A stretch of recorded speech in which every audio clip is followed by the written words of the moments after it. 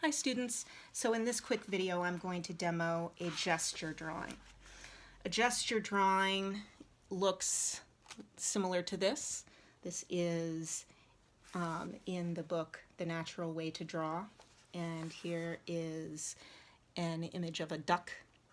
So a gesture drawing traditionally is used to help us understand figures. But when we're looking at a still life, or basically anything, it's a wonderful way to help you quickly understand the forms in real life. So when I was drawing this a few minutes ago, I looked at the setup in front of me and I thought to myself, what's kind of a central object that will help me kind of grow out from there. I discovered that that central object was probably the koala bear, and I gave myself about a minute to let my pencil loosely move around the paper to gather the information. And then after about a minute, I kind of stopped, took stock, and then darkened some of my lines, reinforced a few things, and I end up with this very rough sketch. Is this a masterpiece? No, but it's not meant to be. So here's how I get there.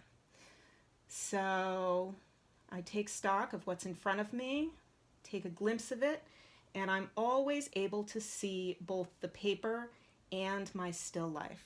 If you take a look at the way I'm sitting, I'm here and I can see it's hard for you to see how I'm seeing, but I can see my still life at the same time as my paper. I'm looking on the other side of my easel at the still life. So on my mark, get set, go.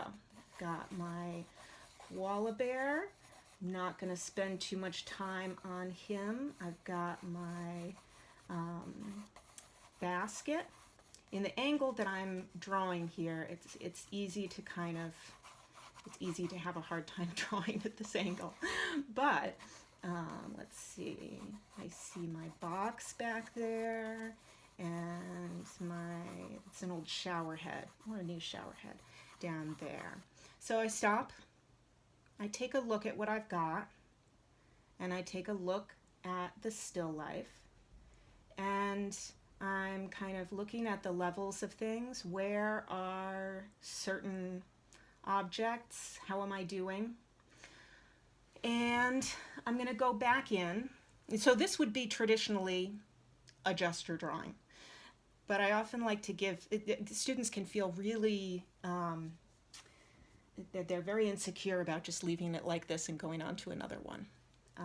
So I often give students take 2 minutes and just darken some lines, figure a few extra things out, because sometimes people can really feel like they're wasting time doing these. So I'm looking at the basket, understanding my ellipse, which is very hard to do at this angle.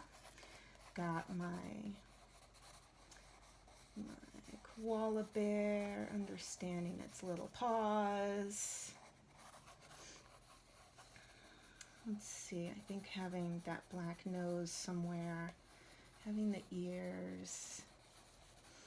I have a feeling the first one I did is going to end up a little bit better than this one. I'm spending too much time on the koala bear. That's the problem here. I want to understand the space. So, I mean, what's really important to understand is that you're going to have this inner fight with yourself. Sometimes when you're watching someone draw, you don't feel that inner fight. But when you yourself are drawing, you gotta kind of stop yourself from going too far into certain things. Let's see, so we've got that box back there.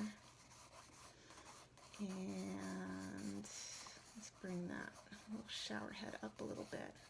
I think having some of the lines there will be helpful. And that's where I'm gonna stop.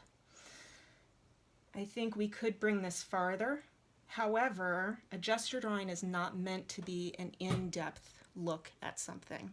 It's meant to be a quick exploration, figuring out the forms, where they lie, all that kind of stuff. So that's your quick demo of a gesture drawing.